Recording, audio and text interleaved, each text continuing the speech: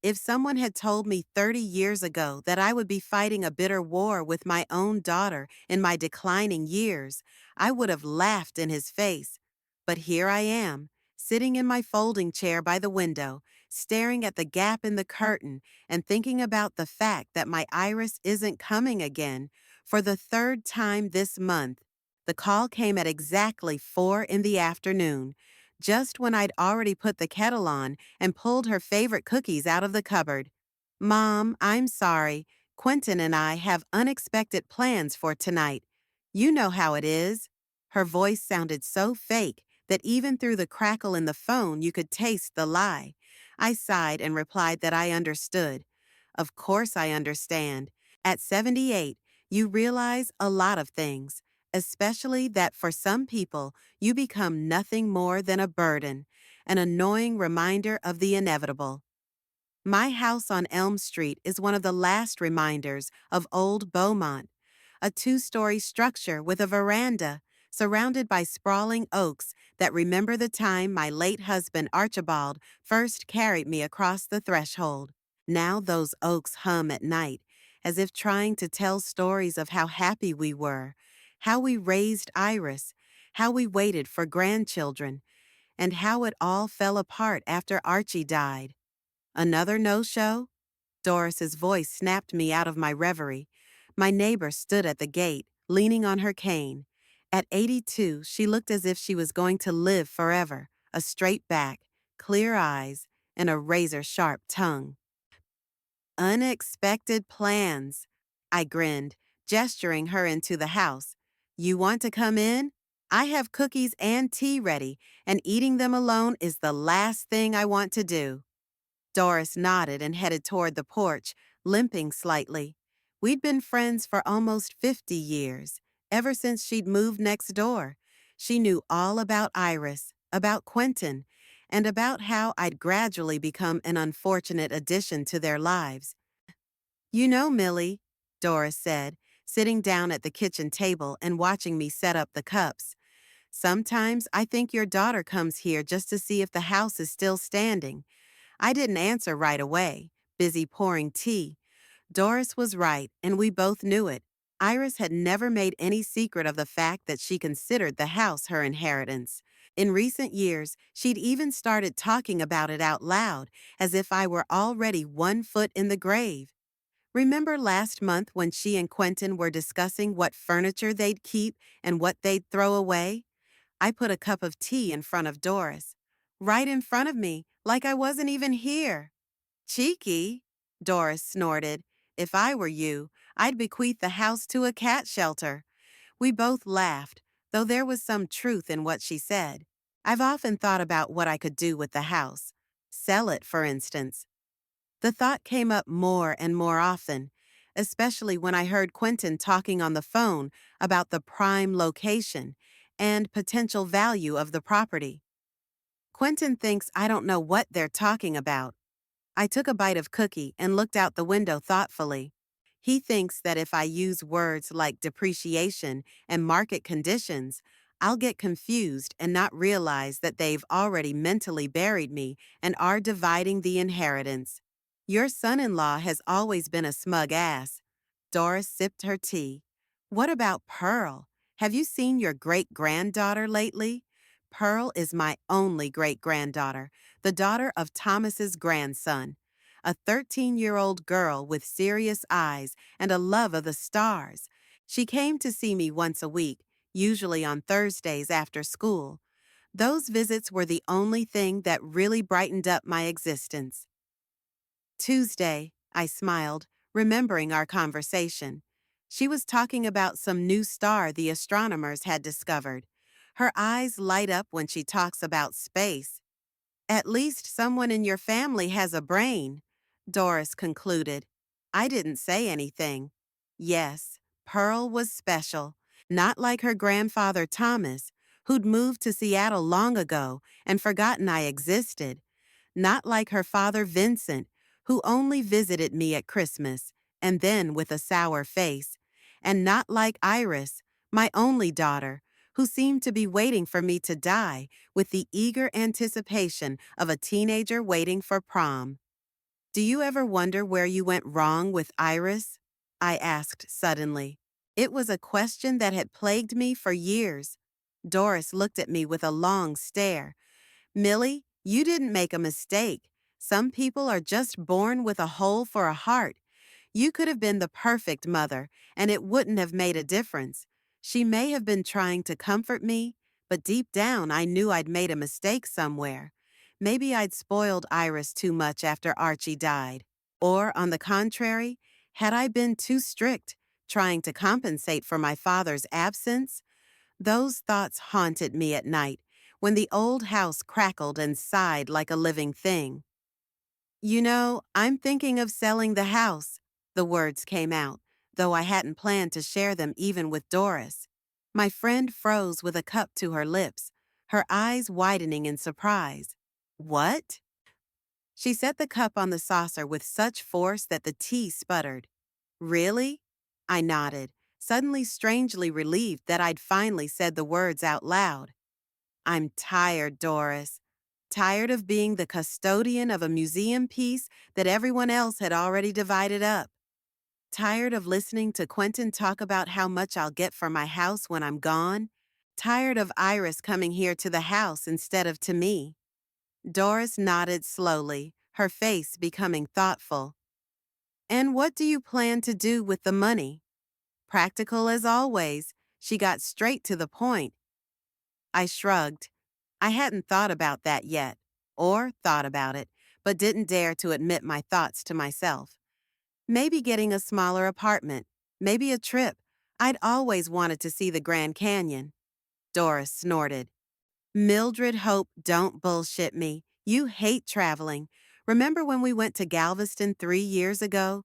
You complained about the heat and the sand and the sound of the ocean the whole way. I laughed, remembering our ill-fated trip to the coast. Doris was right. Traveling wasn't for me, especially now that every movement was accompanied by crunching joints and shortness of breath. Okay, I admit it, no Grand Canyon, but I'm really thinking about selling. Does Iris know? Doris raised an eyebrow. I shook my head. Not yet, no. It's just a thought. Millie, Doris's voice became serious. If you do decide to do this, be prepared for war. Iris won't just let the house go, especially Quentin. That man counts every cent, even the ones he hasn't earned yet. I knew she was right. Iris and Quentin would take the sale of the house as a personal insult, as stealing their future, but the idea seemed more appealing by the minute. Not out of revenge, no. Out of a sense of justice, or maybe out of a desire, for once in my life, to do what I want, not what others expect. Take care of yourself, Millie, Doris said, rising. Before it's too late, these walls won't keep you warm in your old age, nor Iris for that matter. I walked her to the door, promising to think about her words. When the door closed, I went back into the living room and looked at the family photos on the mantelpiece.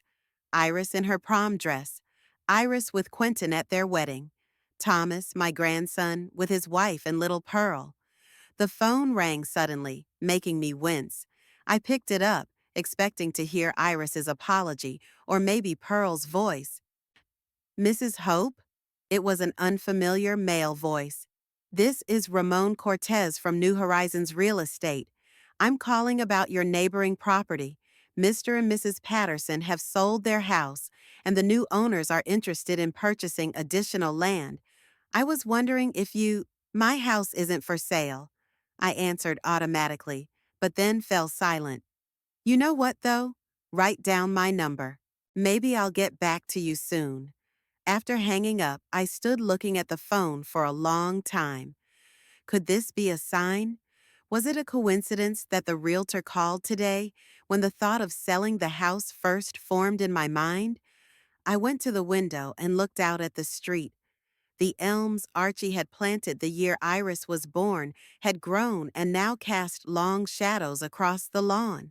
How many times had Iris said they were spoiling the view and they should be cut down when the house was taken over?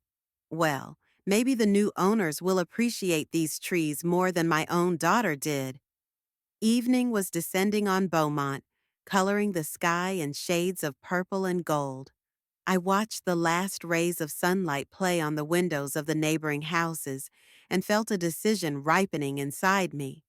Doris was right. I need to take care of myself.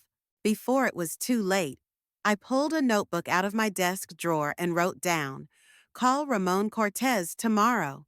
For the first time in a long time, I felt something resembling hope, or maybe anticipation.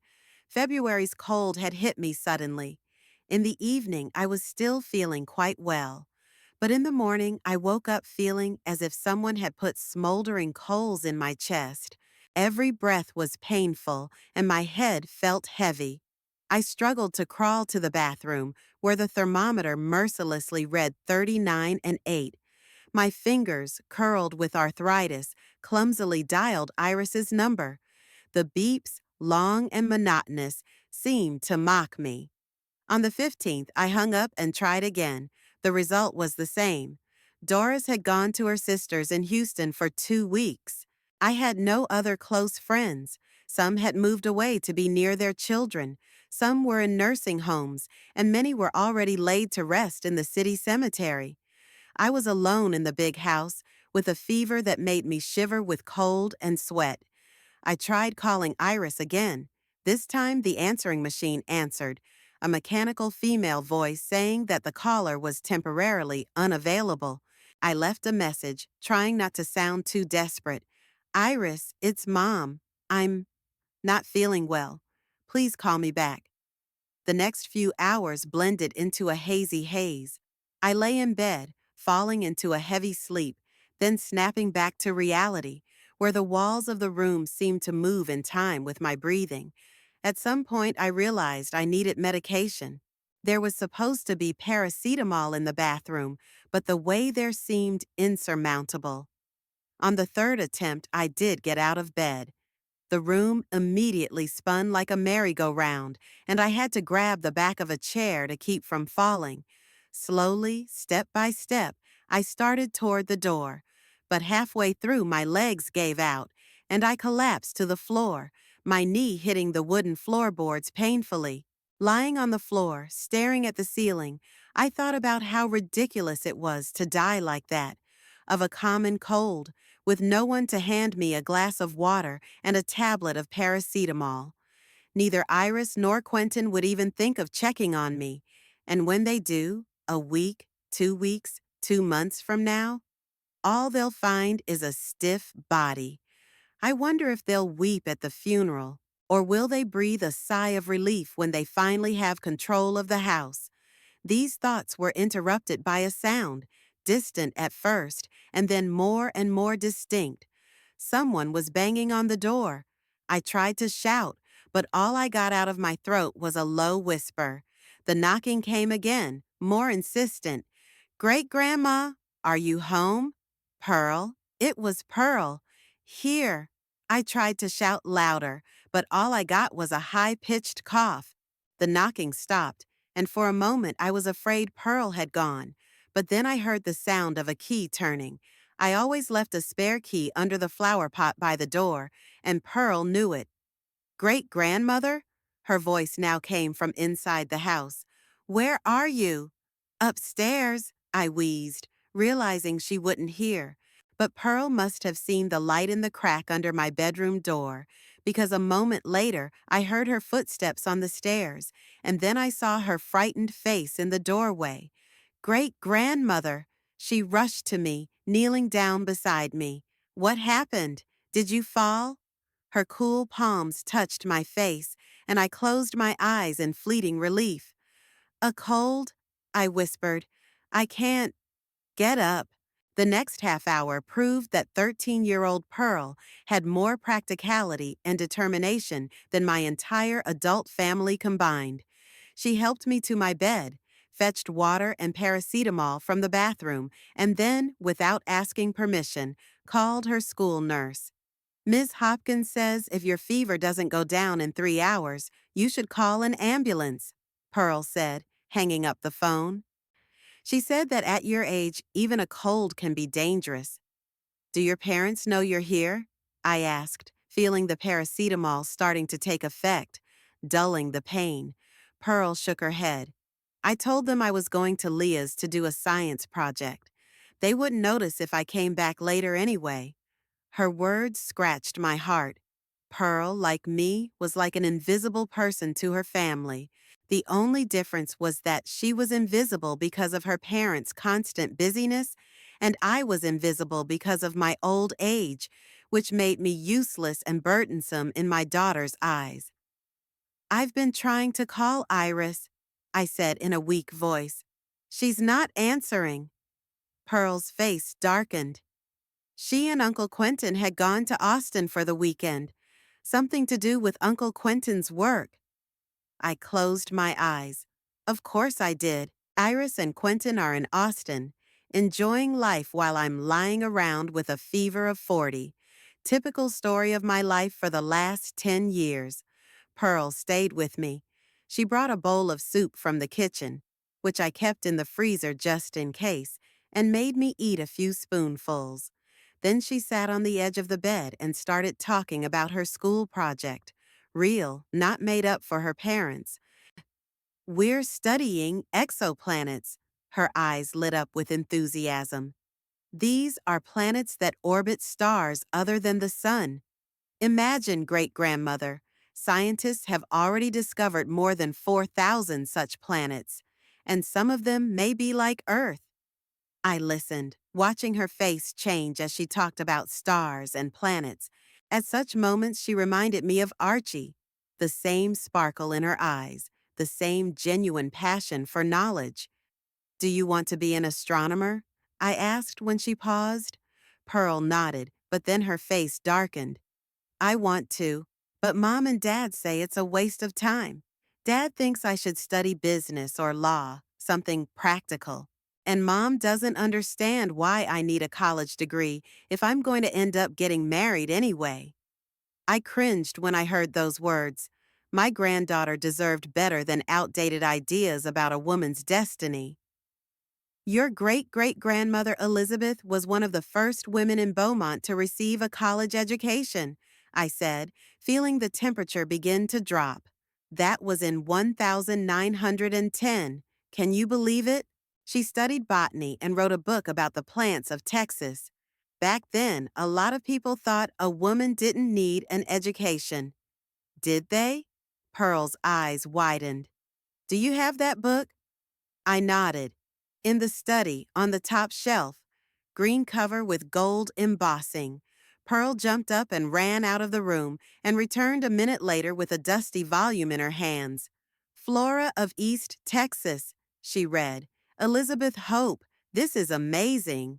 We spent the next hour flipping through the pages of the book, looking at drawings of plants and reading my great-great-grandmother's notes.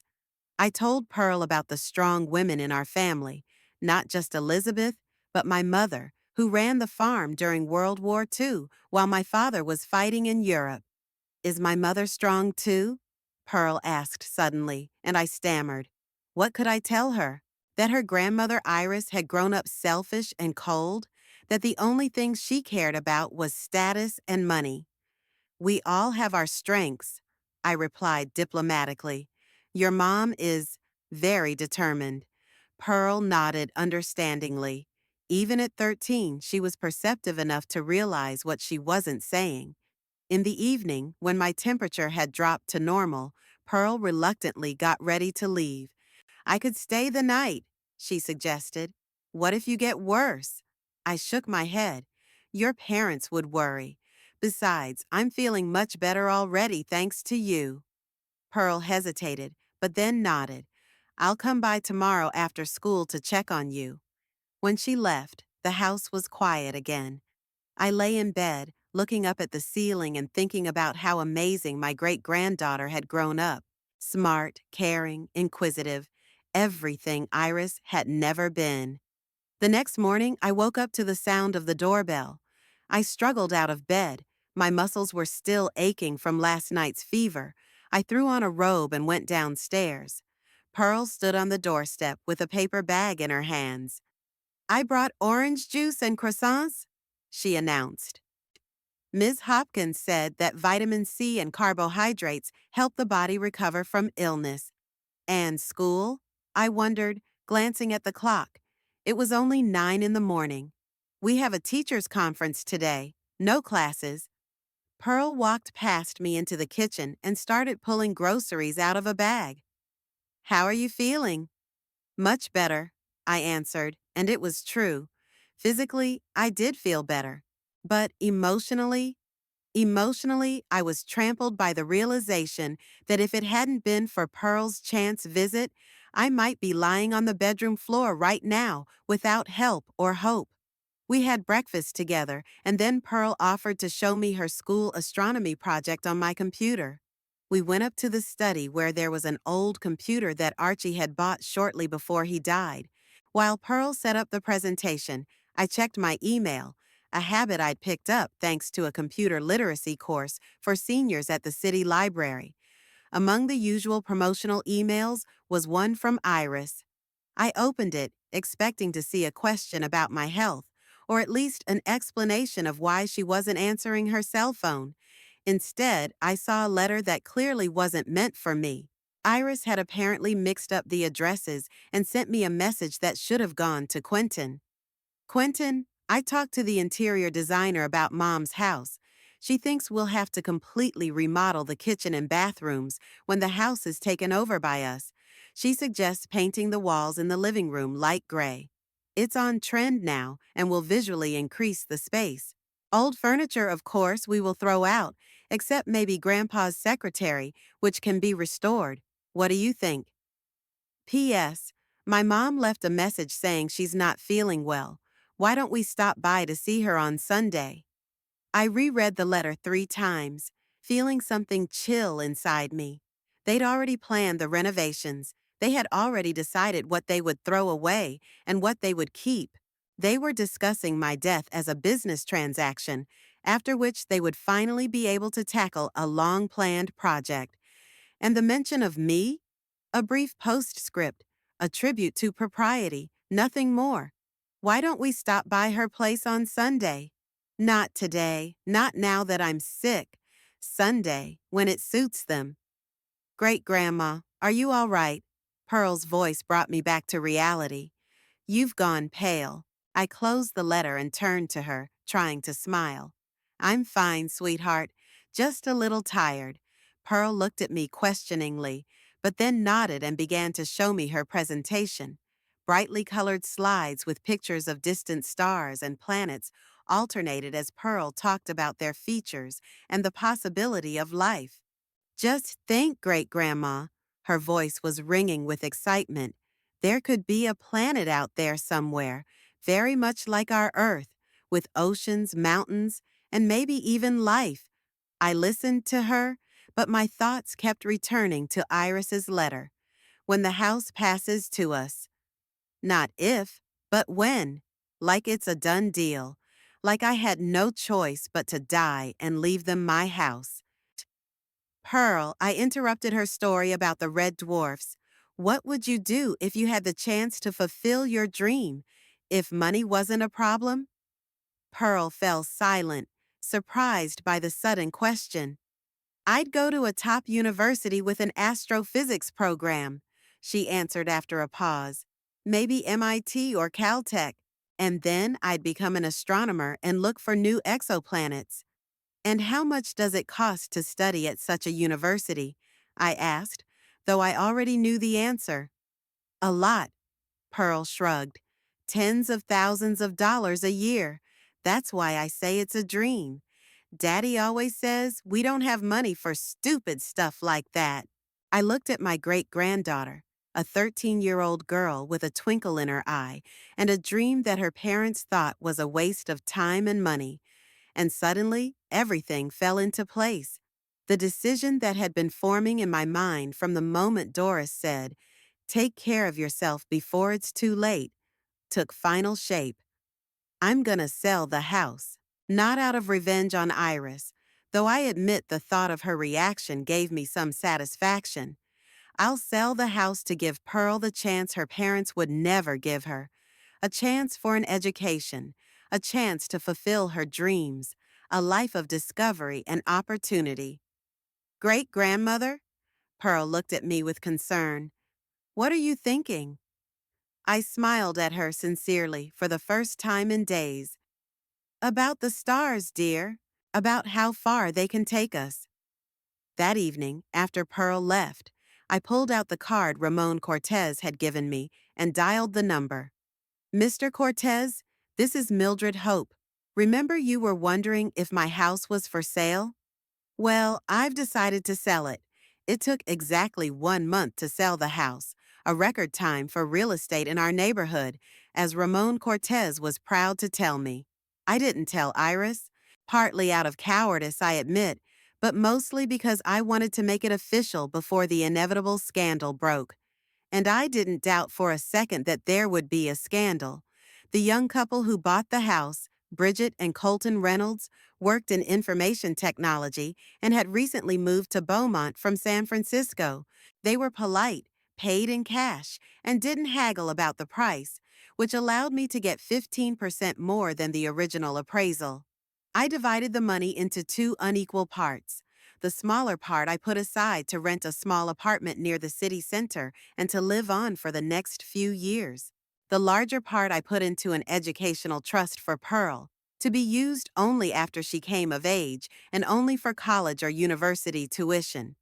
The lawyer, Mr. Abernathy, an older man with kind eyes and a sad smile, helped me with all the legal formalities.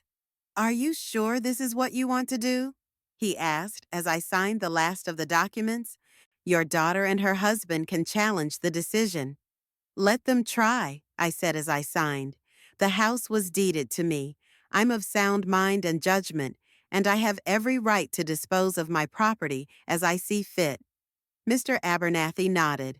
That's all true, Mrs. Hope. But relatives often challenge such decisions, claiming that the elderly were pressured or that they were not competent enough to make financial decisions. In that case, I said, I'm glad I have you to protect my interests. He smiled and gathered the documents into a neat stack. When do you plan to inform your daughter? I sighed. Soon. I need a little more time. In fact, I had already found an apartment and even put down a down payment.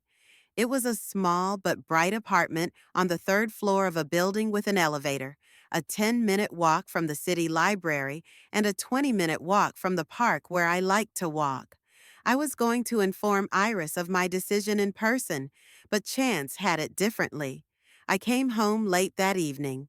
Mr. Abernathy had given me all the trust papers for Pearl, and I put them in an envelope which I hid in the drawer of my bedside table. Tomorrow, I decided, tomorrow I would call Iris and invite her to lunch, and over lunch, I'd tell her everything. But at 3 in the morning, I was awakened by a scream so piercing that my first thought was that someone had died. I sat up sharply in bed, my heart pounding like crazy. Mom! Iris's voice sounded like she was being tortured. Mom! I hastily threw on my robe and went out into the hallway. There were voices coming from the living room. Turning on the light, I started down the stairs. Iris stood in the middle of the living room, clutching some paper in her hands. Her face was contorted with rage, and her eyes were red with tears. Beside her, impeccably dressed as always even at 3 in the morning, stood Quentin. His face was pale, and his lips were pressed into a thin line. What's going on? I asked, even though I already knew the answer. Is it true? Iris shook the paper in front of my face.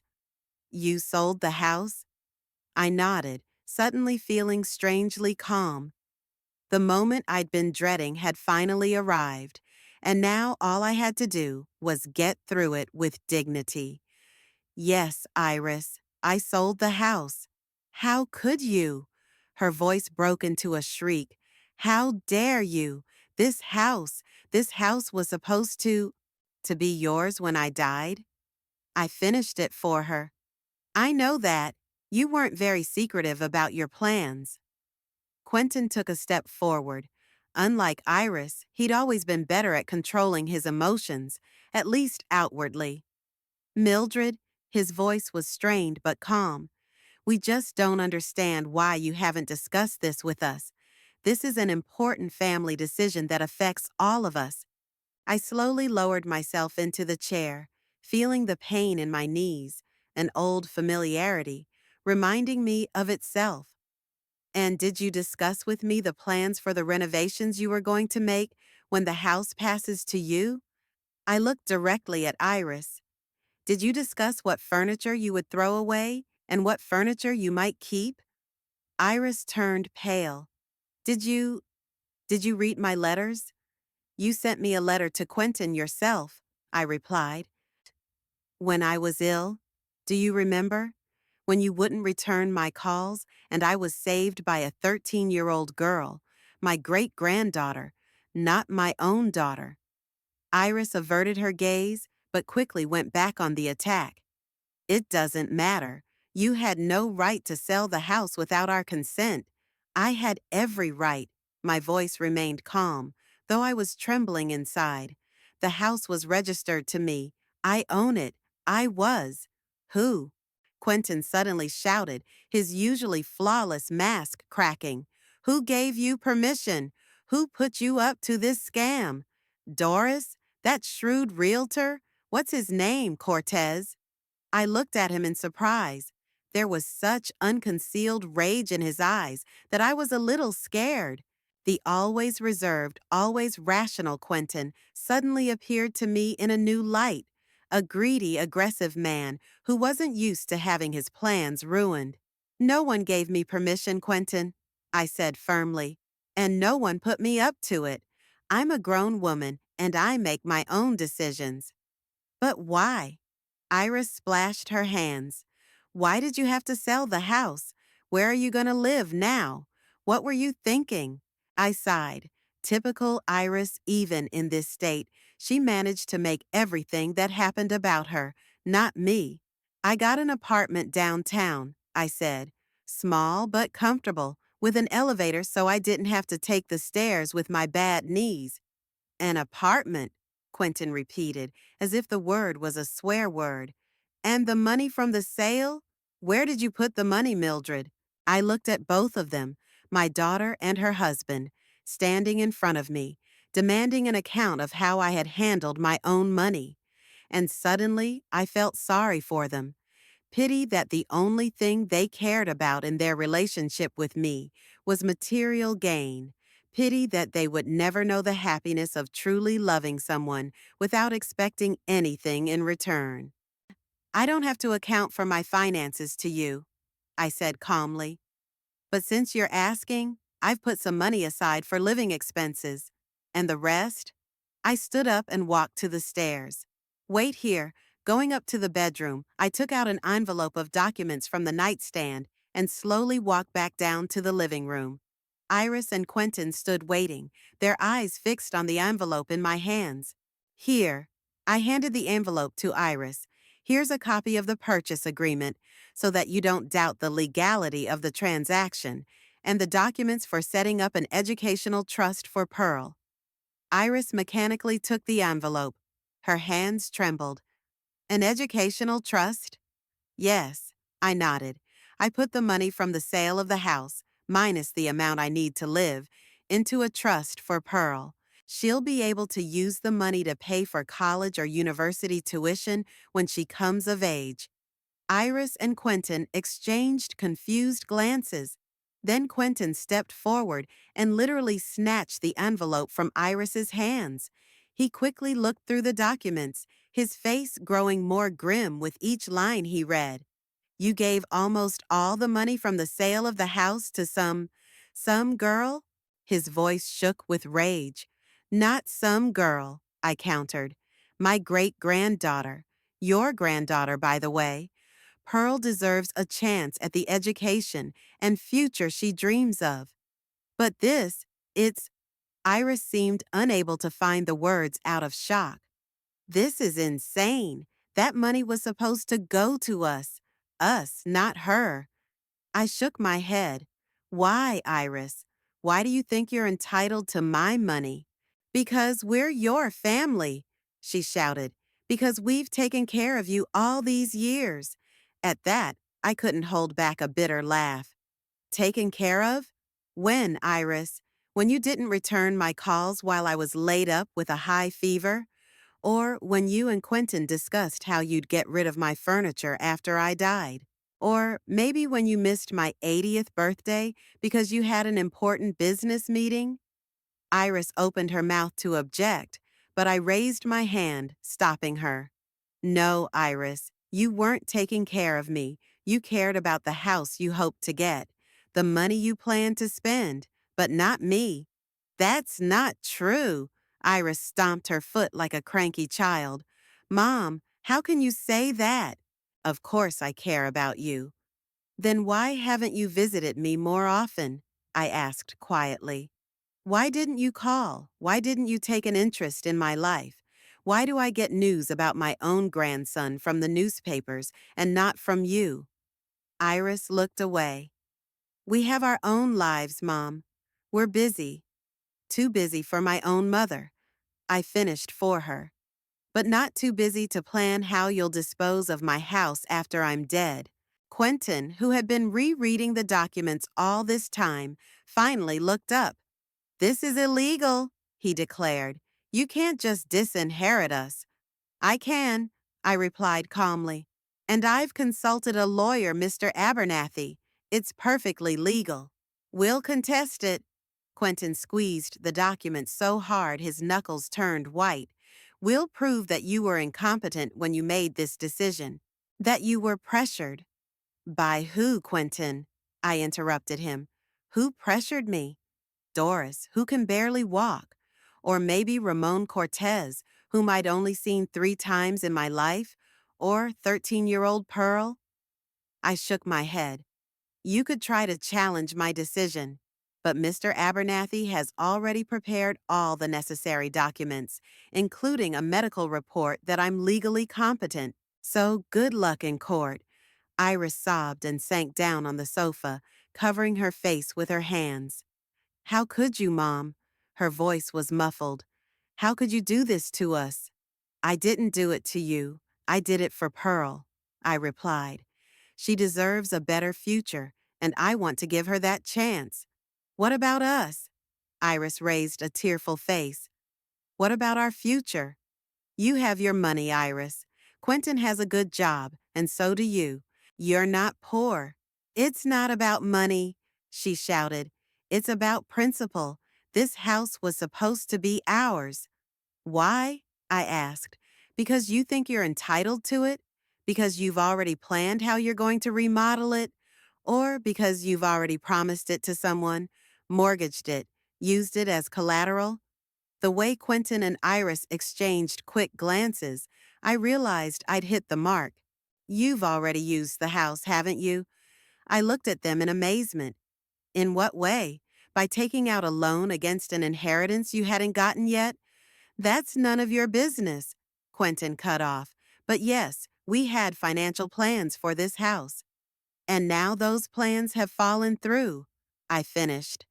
I'm sorry you're in a difficult position, but that doesn't change my decision. Quentin took a step toward me, his face contorted with rage. You're going to regret this, Mildred, he hissed. We're not going to let some old woman ruin our lives. Iris jumped up and stepped between us. Quentin, calm down. Her voice sounded frightened. Then she turned to me. Mom, please think again. We can find a compromise. Maybe you can change the terms of the trust so that some of the money goes to us? I shook my head. The trust has already been set up. The documents have been signed. I'm not changing anything. But Mom, no, Iris, I've made my decision, and I'm not changing my mind. Quentin threw the papers on the floor. You selfish, vindictive old woman, he spat. You've always been like that, always thinking you knew best, always seeking to control Iris's life. I looked at him in surprise. In all the years I'd known Quentin, he'd never allowed himself to be so blatantly rude. Always polite, always reserved, and now the mask had finally come off, revealing his true nature. I never tried to control Iris, I said calmly. I've always supported her decisions, even when I thought they were wrong, even when she decided to marry you, Quentin. Iris gasped. Mom, what, Iris? I turned to my daughter. You think I haven't seen what he's really like? Didn't see how he manipulates you, how he drives you away from your family? Didn't see you change around him, become a pale copy of him? Iris turned pale. You, you always hated him, didn't you? Always. I didn't hate him, Iris. I just saw right through him, and now, at last, you can see his true face, too. Quentin laughed, a cold, unpleasant laugh. What a touching scene. A wise grandmother opening her naive granddaughter's eyes to a villainous husband. Maybe you can tell me how I tricked her into marrying me to get your non-existent millions? You married her because she was controllable, I said quietly, because you could mold her into whatever you wanted. And look what she's become, a woman who waits for her own mother to die so she can get a house. That's not true, Iris shrieked. I'm not waiting for you to die. How can you say that? How else am I supposed to think, Iris? I asked tiredly.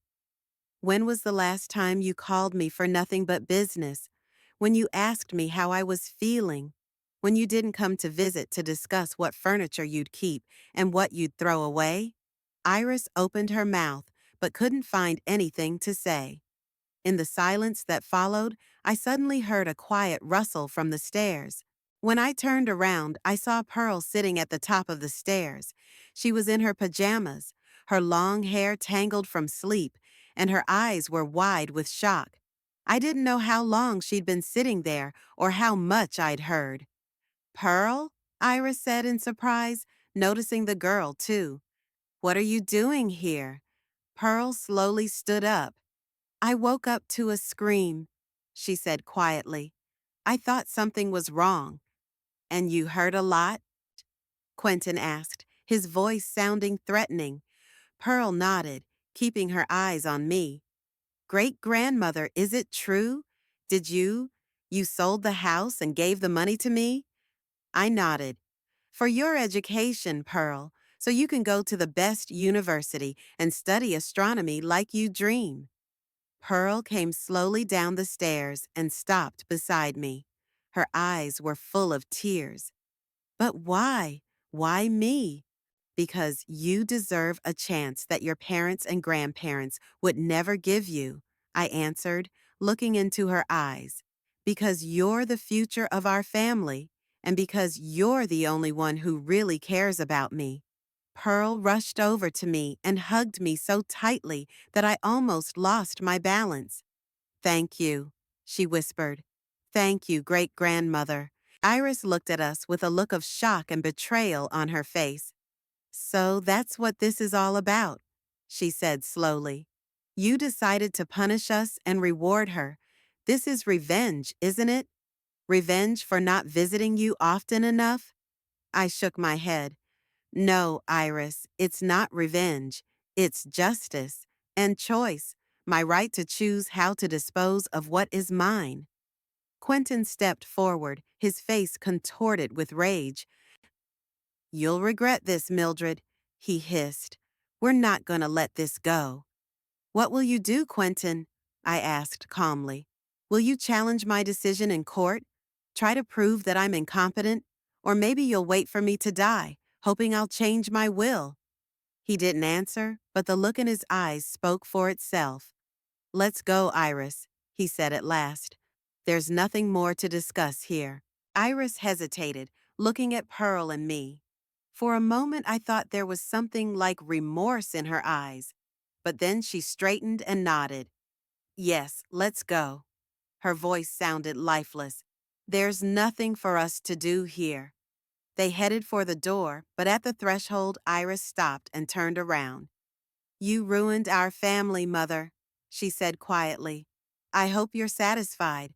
And with those words they walked away, leaving Pearl and me standing in the middle of the living room, in the house that would soon no longer be mine, in the house I had sold for a future that now hugged me tightly, trembling with excitement and gratitude.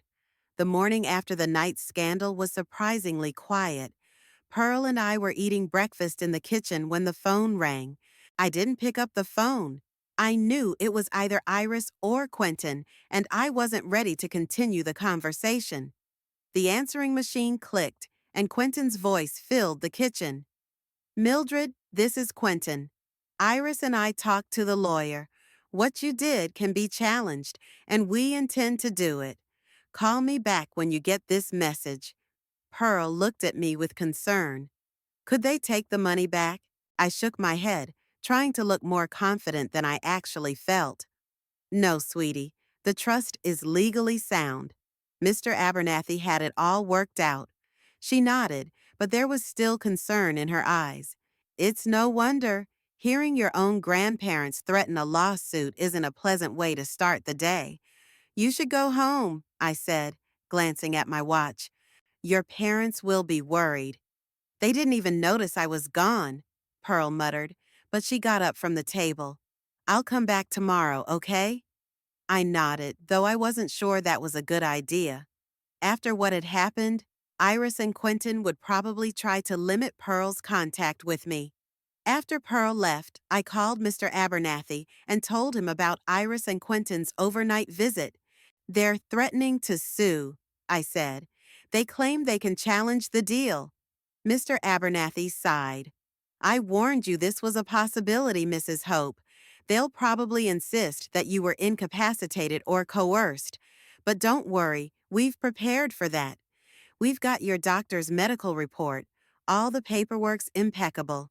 If necessary, we will request a psychiatric evaluation to confirm your sanity. His words calmed me down a little, but I was still worried. Litigation was the last thing I wanted to do in my old age. 3 days later, as I was sorting through my belongings to move into my new apartment, the doorbell rang. A young woman stood on the doorstep with a file in her hands and a stern expression on her face. Mrs. Hope, my name is Samantha Willis, and I'm with Jefferson County Social Services. May I come in? I invited her into the living room, where we sat across from each other. Samantha pulled a form out of a folder and began asking questions about my health, my living arrangements, my relationship with my family. We've received a warning of possible trouble, she explained, without specifying who the warning came from, though I knew exactly who was behind it. The service has received information that you may need help making important decisions and may be in need of guardianship. Guardianship?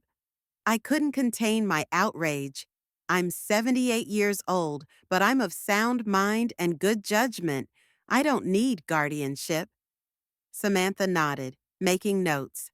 I understand your outrage, Mrs. Hope, but we have a duty to check out these signals, especially when it comes to elderly people living alone. I told her about my decision to sell the house, about the trust for Pearl, about my plans to move into an apartment.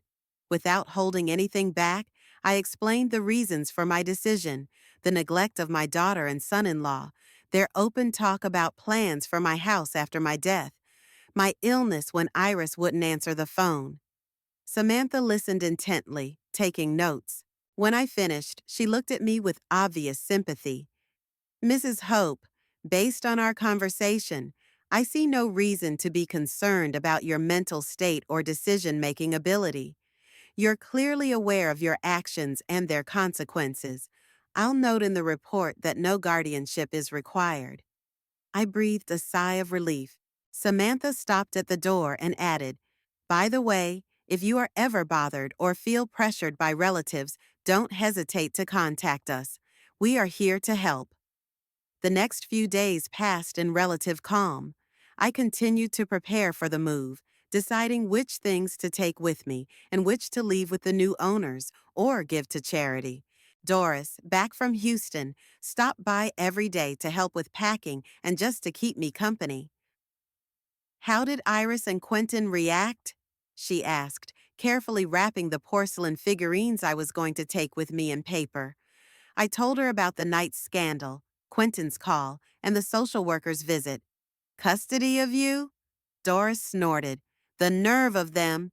You have better judgment than most people half your age. I expected something like this, I said with a sigh. But still, it hurts, Doris. This is my daughter, my flesh and blood. Doris squeezed my hand. I know, Millie, but you made the right choice. You took care of yourself and Pearl's future, and that's all that matters. On the day I was scheduled to visit the notary to finalize the formalities of selling the house, Iris called me. Her voice sounded unusually soft, almost ingratiating. Mom, it's Iris. Yeah, I wanted to apologize for the other night. Quentin and I were shocked and behaved inappropriately. Can I come over tonight? We need to talk. I agreed. Although I was suspicious of this sudden change of tone, Iris had always been a skilled manipulator, a trait she'd undoubtedly inherited from her father. Archie, for all his virtues, was also adept at twisting a situation in his favor when he needed to. Iris arrived alone, without Quentin, which was already unusual. She looked tired, with dark circles under her eyes. We sat down in the living room, and I waited to see what she would say. Mom, I want you to know that I understand why you did what you did, she began, looking down at her hands clasped in her lap. We really haven't been paying enough attention to you. And yes, we talked about the house like it was already ours. It was insensitive and selfish. I remained silent, waiting for it to continue. Iris sighed and raised her eyes to me. But Mom, you have to understand us too.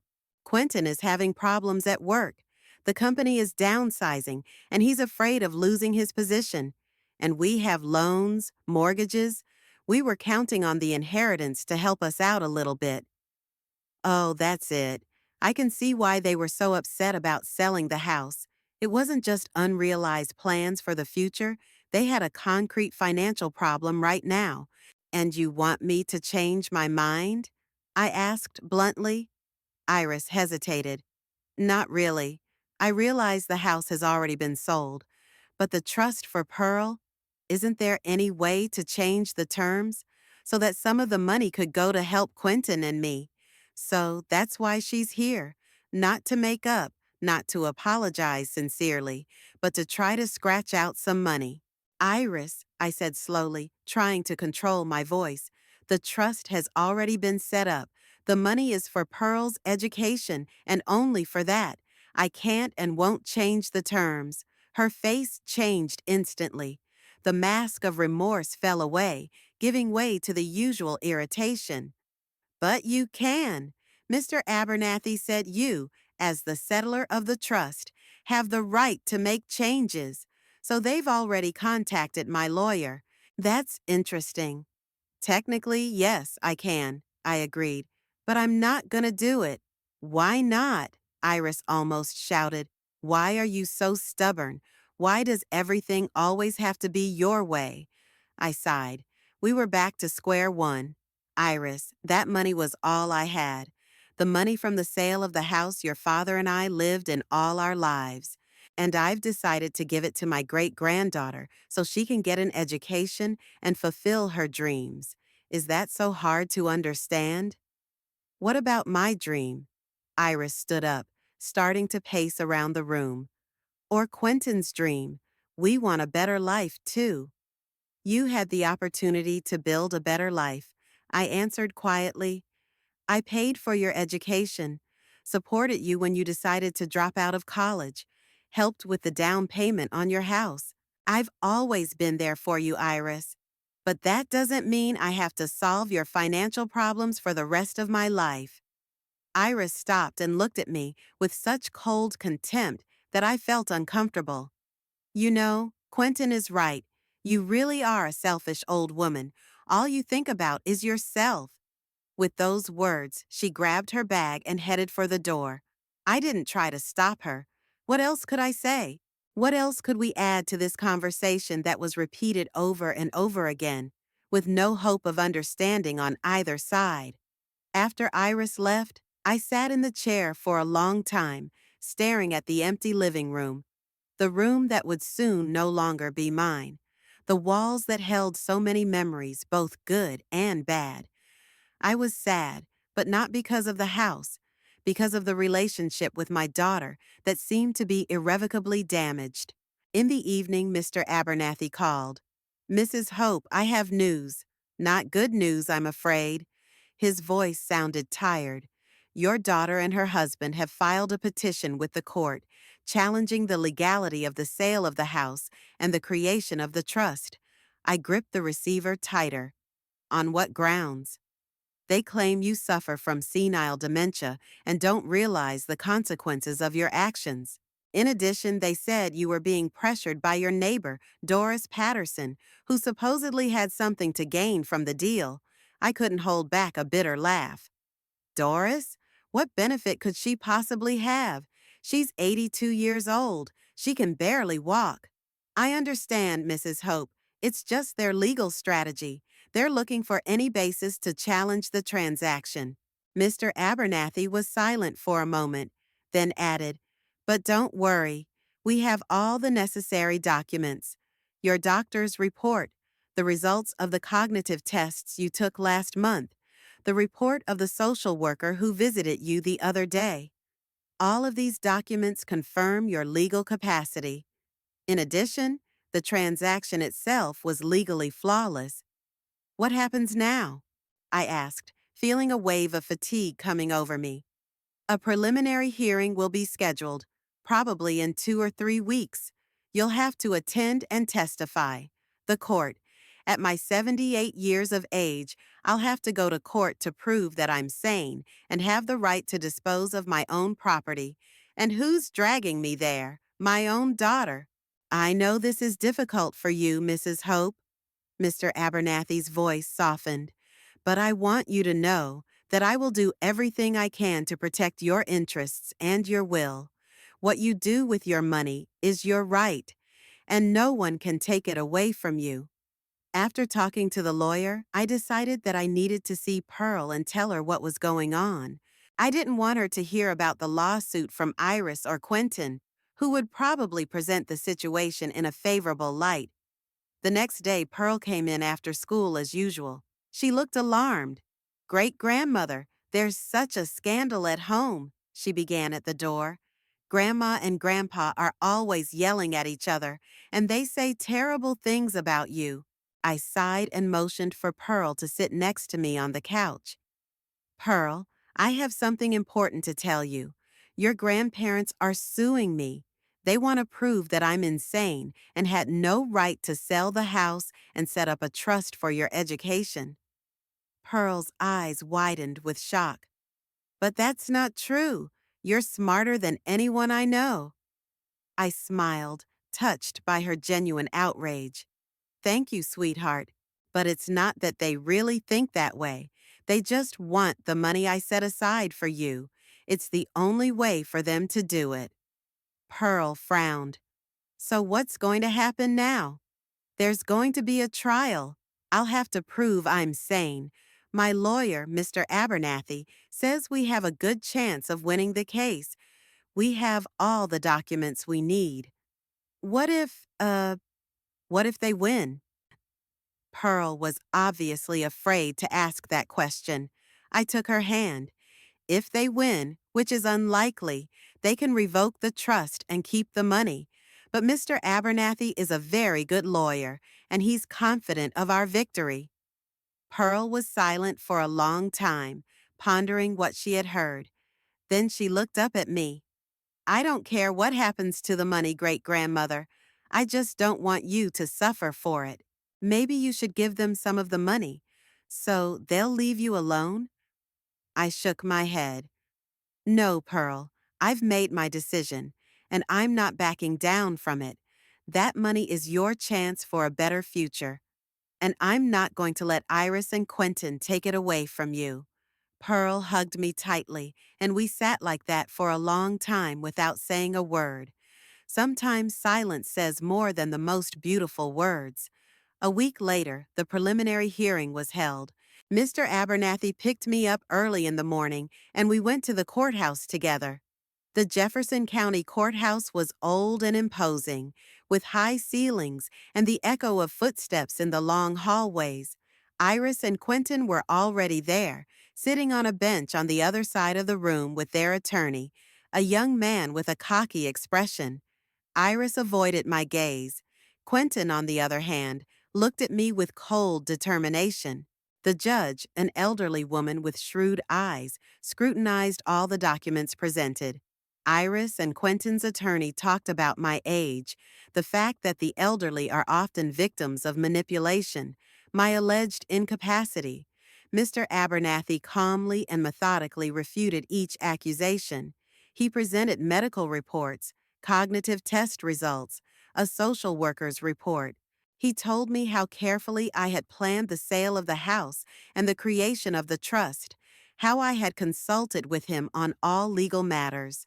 Your Honor, Mr. Abernathy concluded, Mrs. Hope has demonstrated full knowledge of her actions and their consequences. She made an informed decision based on her desire to provide an education for her great-granddaughter. That is her right as the owner of the property. The judge looked at me for a long time, then at Iris and Quentin, then back at the documents in front of her. Mrs. Hope, she finally said to me, do you understand why we are here today? Yes, Your Honor, I answered firmly.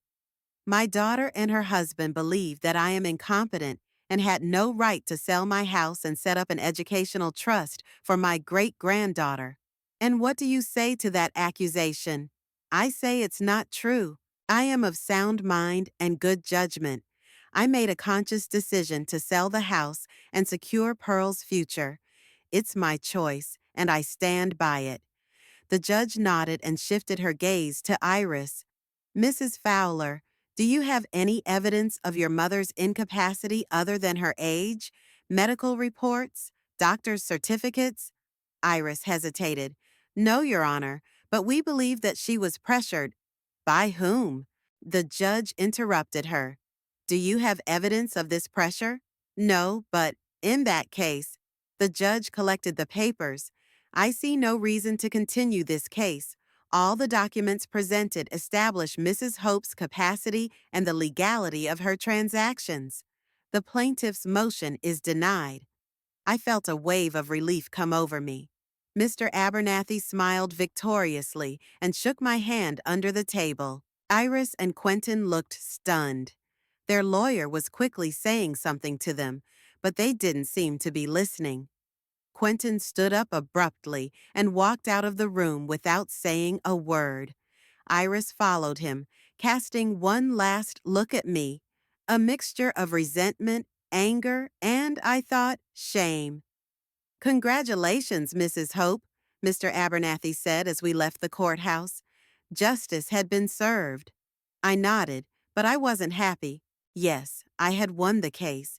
Yes, Pearl's future had been protected.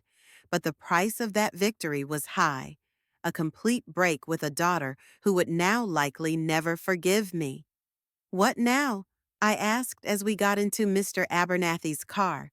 Now you can safely finalize the sale of the house and move into your new apartment, he replied. The trust for Pearl is protected by a court order, and your daughter will no longer be able to contest it.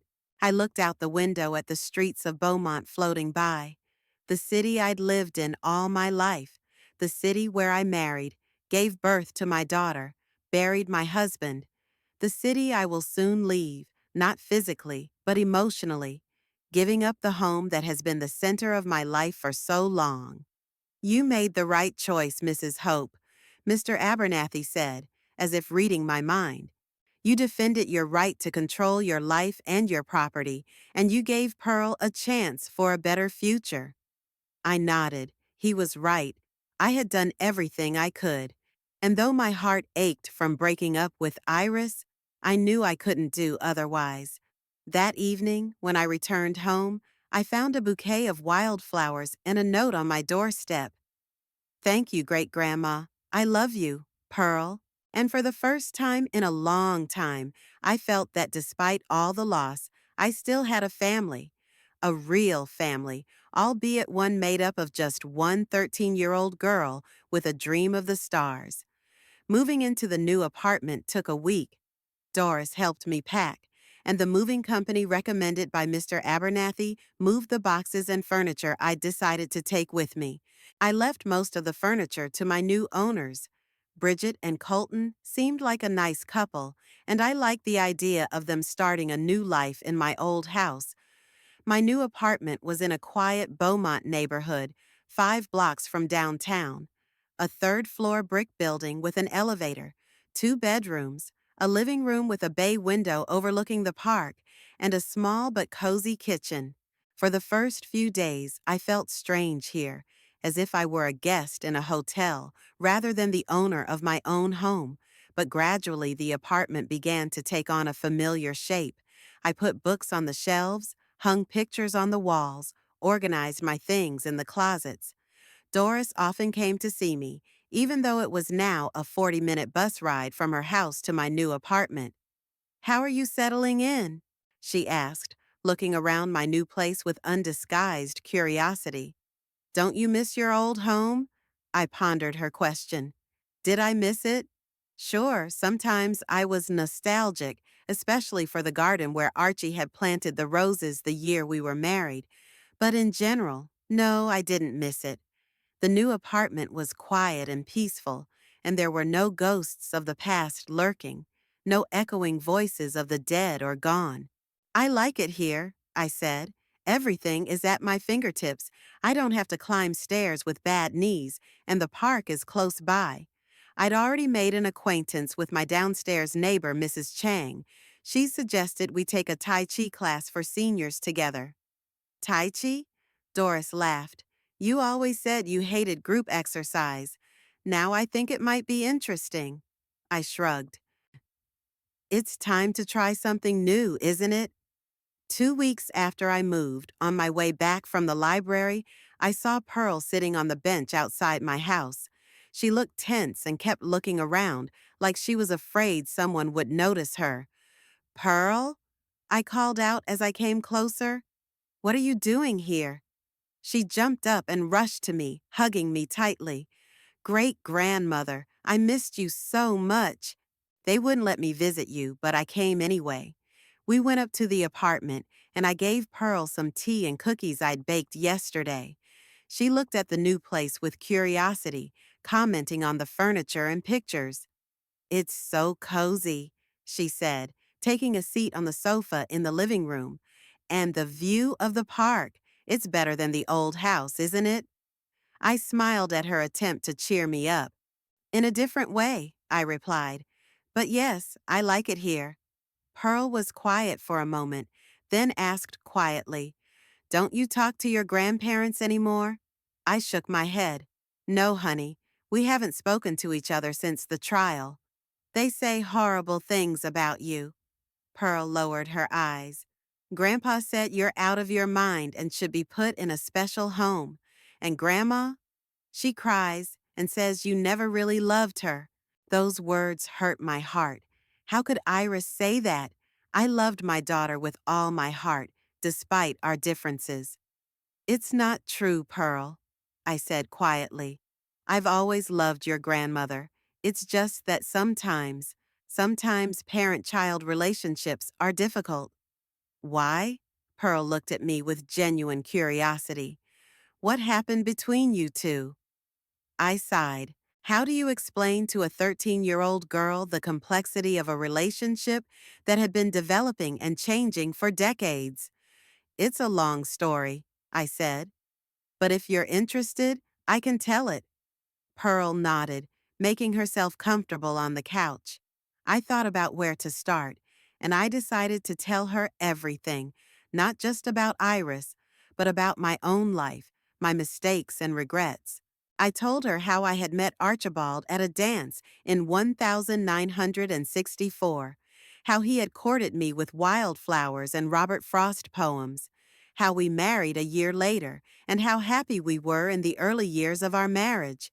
Archie was a dreamy man, I smiled, remembering, always making grand plans, talking about the trips we'd take, the house we'd build. He had the soul of a poet, even though he worked as an accountant. I told him how we bought a house on Elm Street, old, in need of repair, but full of character and potential. How together we painted the walls, scraped the floors, planted trees in the garden. How we dreamed of a big family, 3, maybe 4 children. But we didn't have children for a long time, I continued. For 5 years we tried. We went to doctors. In those days, medicine was not as advanced as it is now.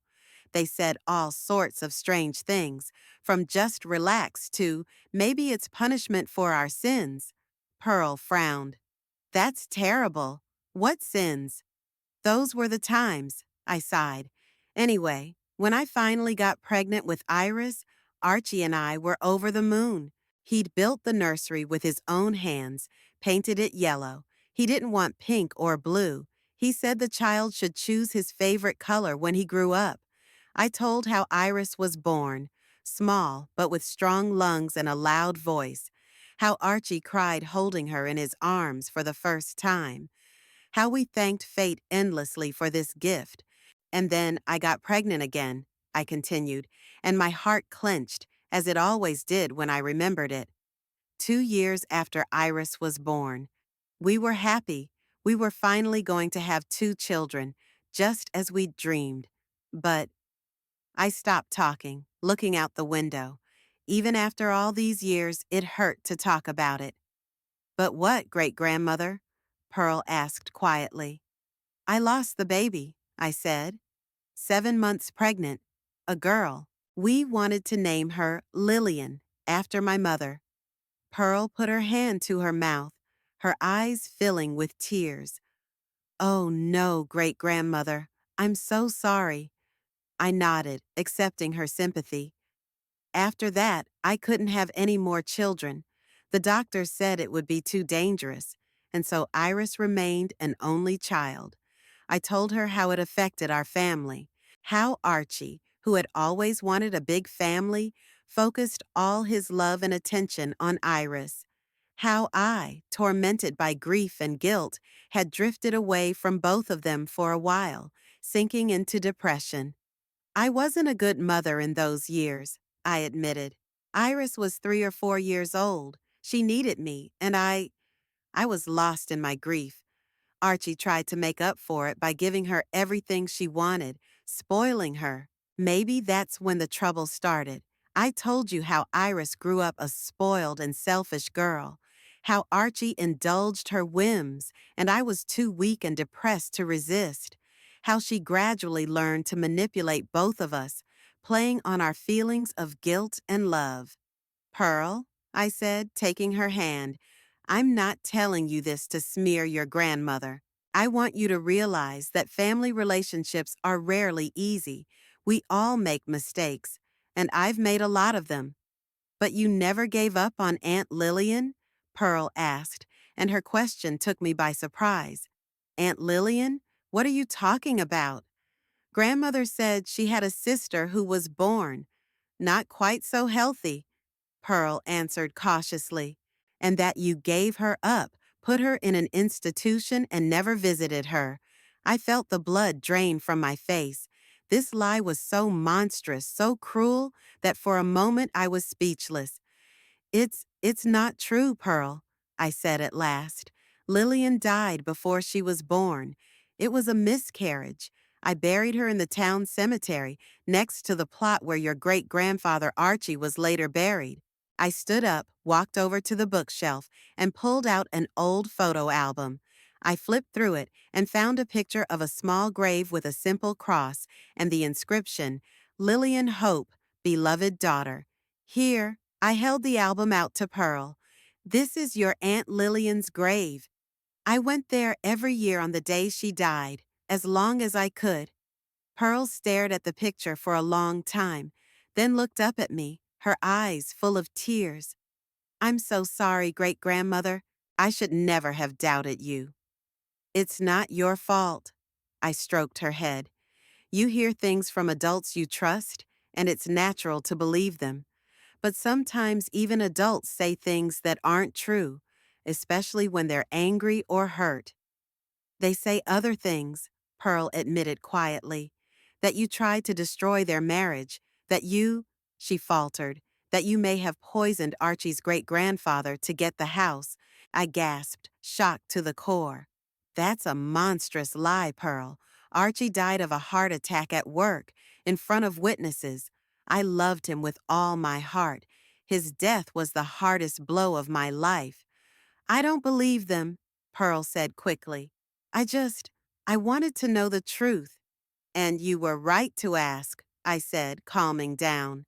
It's always better to know the truth, even if it's painful. Pearl was silent for a long time, digesting what she'd heard. Then she asked, They forbid me to see you. They say you're a bad influence on me, that you're turning me against them. And what do you think about that? I asked. I think it's unfair. Pearl straightened up. You've never spoken ill of them to me. Even now, when you talk about your difficult relationship with your grandmother, you don't denigrate her. You're trying to make me understand. I smiled. Pearl was wise beyond her years. Thank you, dear. It means a lot to me. I'll keep coming to you, Pearl said firmly. I'll say I'm going to a friend's house or the library. They don't check anyway. I wanted to object, to say I shouldn't lie to my parents, but I caught myself thinking that I didn't want to lose that connection with Pearl. Those meetings were the only bright spot in my life after Iris and I broke up. Be careful, was all I said. I don't want you to get in trouble because of me. Pearl nodded, then looked at her watch and sighed. I have to go. They think I'm in the library. I walked her to the door and hugged her goodbye. Remember, no matter what they say about me, you know the truth. After she left, I sat in my chair for a long time, looking at the pictures on the walls, lying about me poisoning Archie, lying about Lillian being alive and me giving her up. How could Iris and Quentin stoop to such a thing? Had their greed and resentment so clouded their minds that they were willing to slander me in the most heinous ways? From phone conversations with distant relatives, I soon learned that Iris and Quentin had launched a real campaign to smear me.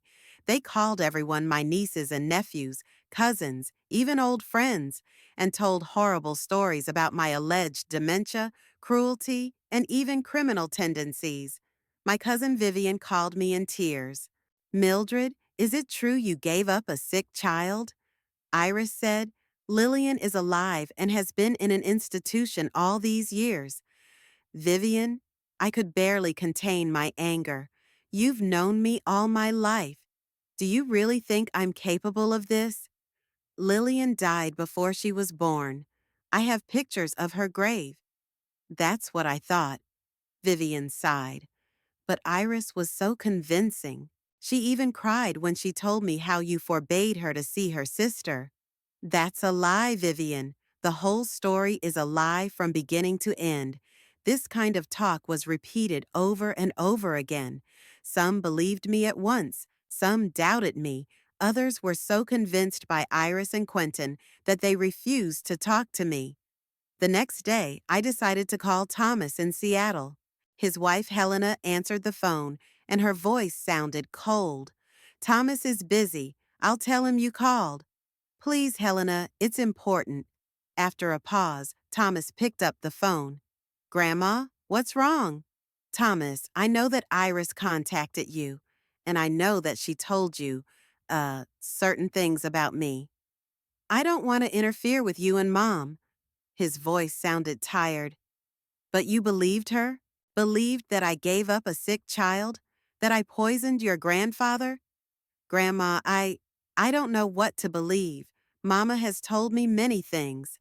And they are all lies, Thomas. Monstrous, cruel lies. Lillian died before she was born. I have a picture of her grave. And Archie, how could you believe I was capable of such a thing? Thomas was silent. Then he sighed. Grandma, I really don't know what to think, but what you did to the house, it was cruel. Cruel? I couldn't believe my ears. Cruel to dispose of your own property? Cruel to sell a house I could no longer live in because of the stairs and long distances that are hard to walk at my age. Cruel to set up an educational foundation for Pearl so she could study and follow her dreams. You could discuss it with your mom first. Thomas sounded uncertain. And she might not plan to renovate my house while I'm still alive? I felt the anger rising in me again. Thomas, you must know, your mother and Quentin are lying. They are lying about me to justify their greed and to smear me in the eyes of the family. But worst of all, they're using Lillian's death, one of the most painful chapters of my life, to create this monstrous story. Grandmother, No, Thomas, listen to me. I'm not asking you to take my side against your mother. I'm just asking you to think, which of us is really capable of doing the things I've been accused of? Who do you know better, me or your mother? There was a long silence. Finally, Thomas said, I'll try to figure it out, Grandmother, I promise. After talking to Thomas, I felt devastated. I never thought that I would be forced to defend my name and reputation against my own daughter's slander, that I would have to justify myself to people who had known me all my life. But worst of all was the realization that Iris, my only daughter, my flesh and blood daughter, could make up such a terrible lie, lying about the death of a sister she never had, to accuse me of killing my own husband. How could she? That same evening, the doorbell rang. I opened it and saw Iris. She looked unusually modest. No makeup, plain clothes, tear-stained eyes. Mommy, she began, I came to talk. I stepped back silently, letting her into the apartment. We walked into the living room and sat down across from each other. Mom, Iris looked at her hands. I want to, I want to try to make things right. This situation has gone too far. Quentin, he's very upset about the house and the money, and I was upset too. But now I realize we've overreacted. Overreacted? I couldn't believe my ears. You call that overreacting? You're accusing me of abandoning a child that never existed and killing your father. That's not overreacting, Iris. That's unforgivable. Iris sighed. I know, Mom. I know we said some terrible things, and I came to apologize. Yeah, I want to start over. I want us to be a family again.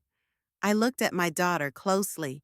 There was remorse in her eyes, but something in her voice, in the way she held herself, made me suspicious.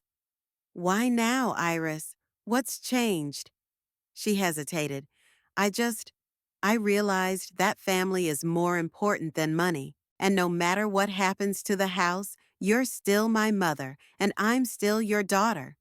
What about all those horrible things you told the family about me? Are you planning on apologizing to them? Tell them the truth? Iris lowered her eyes. Of course, Mother. Yeah, I've already started to do that. I didn't believe a word she said. Something wasn't right here. What did Quentin think of this reconciliation? I asked. Had he changed his mind too? He, he supports me. Iris was clearly nervous. He wants us to be a family again too. And you both agree that the money from the sale of the house will go toward Pearl's education? You won't contest the trust again? Iris faltered even more. Well, we can still talk about that, Mother. Maybe we can find a compromise. Maybe some of the money could go to Pearl's education, and some of it could go for other family needs. That's it. The real reason for her visit had finally come to the surface. What kind of family needs, Iris? I asked her bluntly. Well, she tried to smile. Quentin and I aren't in the best financial situation right now, and we thought maybe you could help. As a mother and grandmother, I looked at her and didn't recognize her. This woman, my daughter, who had just accused me of heinous crimes, spread lies about me to family and friends, and now she was sitting here asking me for money under the guise of false remorse. Iris, I said quietly, I think you'd better go. But, Mama, no, Iris, I won't change my mind about the trust. The money is for Pearl's education, and for that alone. If you really want reconciliation, you will accept this decision and stop spreading lies about me. The mask of remorse on Iris's face was instantly replaced by an expression of cold fury. You never loved me, she hissed, standing up, always putting others before me. First father, then Thomas, now Pearl.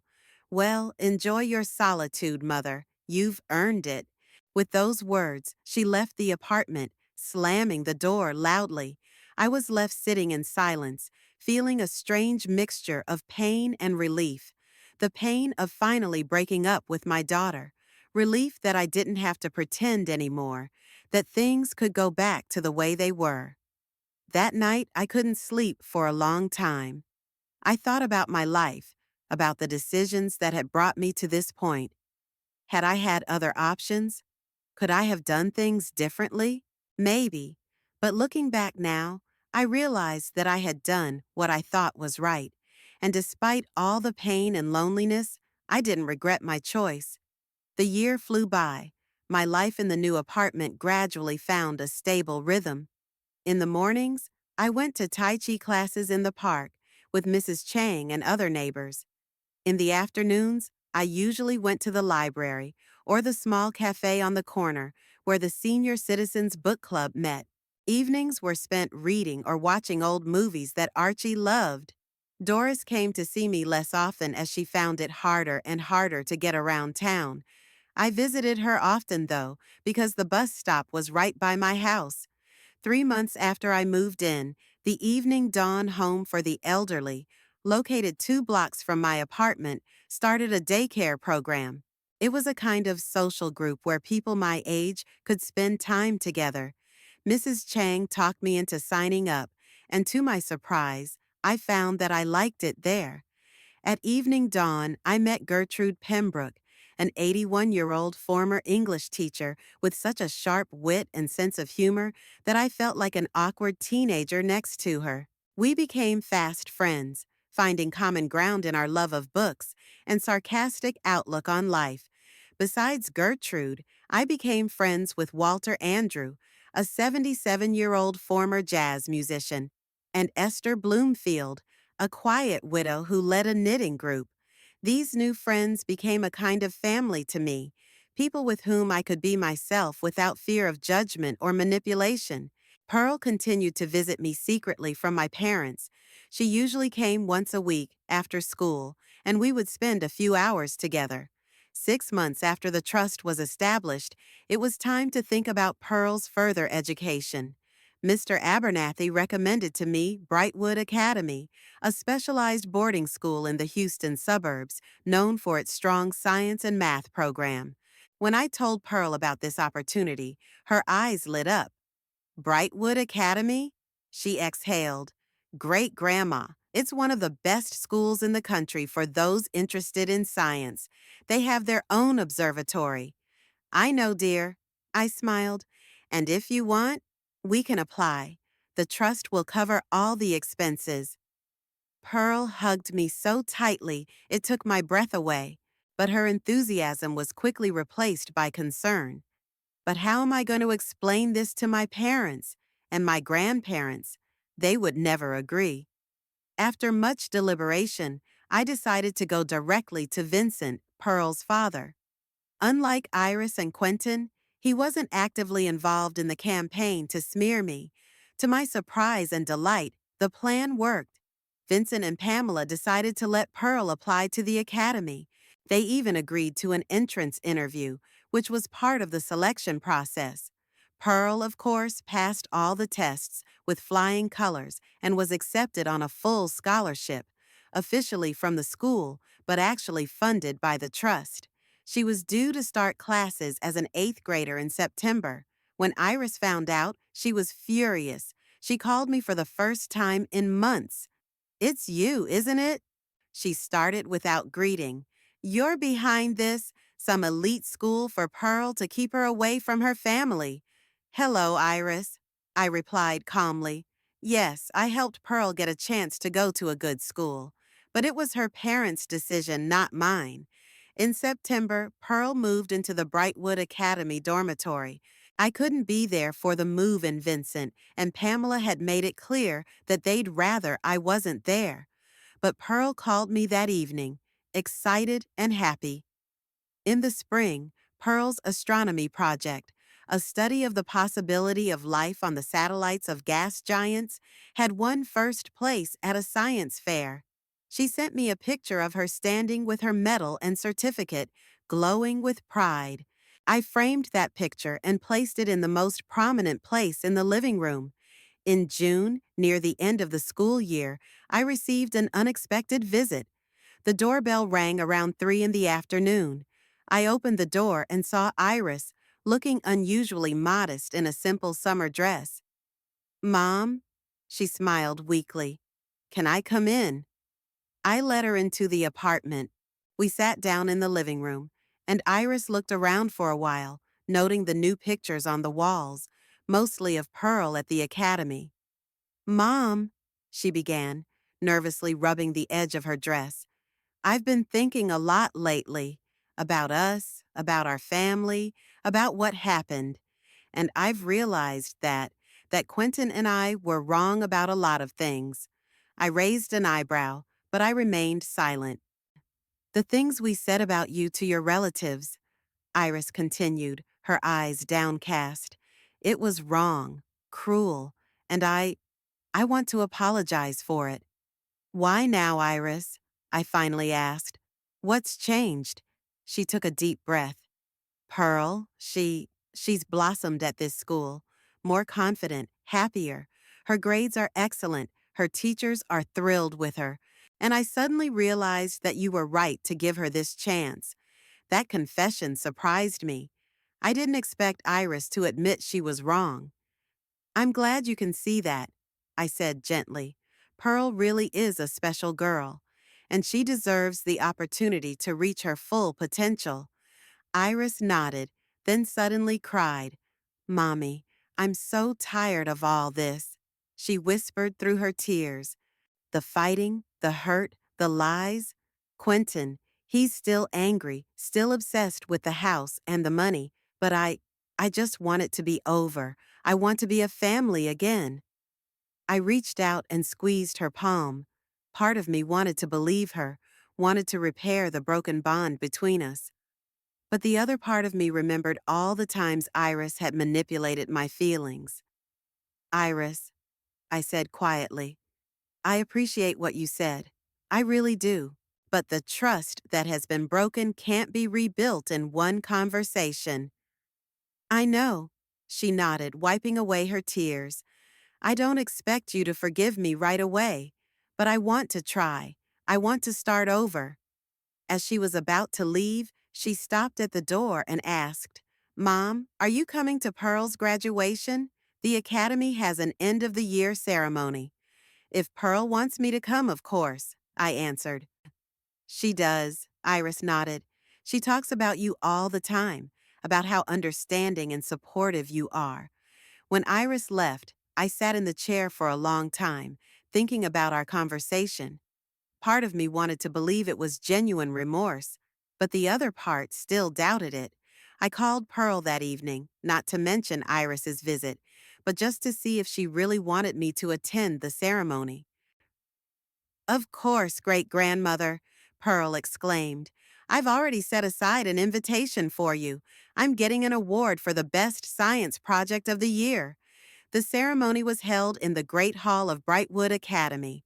I was sitting at the end of the row, trying not to attract attention. But Vincent saw me and came over to sit next to me. "I'm glad you came, grandmother," he said quietly. "Pearl will be happy to see you." Iris and Quentin sat a few seats away from us. Iris waved at me with an uncertain smile. Quentin barely nodded. When Pearl's name was announced as the winner of the science project competition, I felt tears of pride come to my eyes. Pearl walked onto the stage, slim and confident in her school uniform. She accepted the award and then, to my surprise, stepped up to the microphone. I want to dedicate this award to my great grandmother, Mildred Hope, she said in a clear voice. Without her support and belief in me, I wouldn't be standing here right now. She taught me that it's never too late to change your life and that sometimes you have to take risks for what you believe in. Thank you, Great Grandma. I love you. Applause erupted in the audience. I sat there unable to hold back tears, overwhelmed with pride and love for this amazing little girl. After the ceremony, there was a small reception. Pearl found me in the crowd and gave me a big hug. Did you hear my speech, great-grandmother? She asked excitedly. Do you mind that I mentioned you? Of course not, dear. I stroked her cheek. I'm very touched and very proud of you. Iris and Quentin came up to us. Quentin still looked tense, but Iris was smiling. Congratulations on your award, Pearl, Quentin said. Very impressive. We're all very proud of you, Iris added, casting a quick glance at me. And we appreciate everything your great-grandmother did for you. This confession, spoken publicly, surprised me. Perhaps Iris was really beginning to change, or was it just ostentatious politeness? Later, Iris came up to me while Pearl was saying goodbye to her classmates. Mom, she began quietly, I wanted to say again that I'm sorry about everything we did and said, about lying, about trying to turn everyone against you. It was unforgivable. I looked at her carefully, trying to see the truth behind her words. Iris, I said finally, I appreciate what you said, and I want to believe that you really have changed. But I also know that real change takes time. So let's just, move forward in small steps. She nodded, accepting my terms. I understand, and I'm ready to do this, ready to prove that I can change. Walking back home in the cab, I thought about my journey over the past year. It's been a hard road, full of pain and betrayal.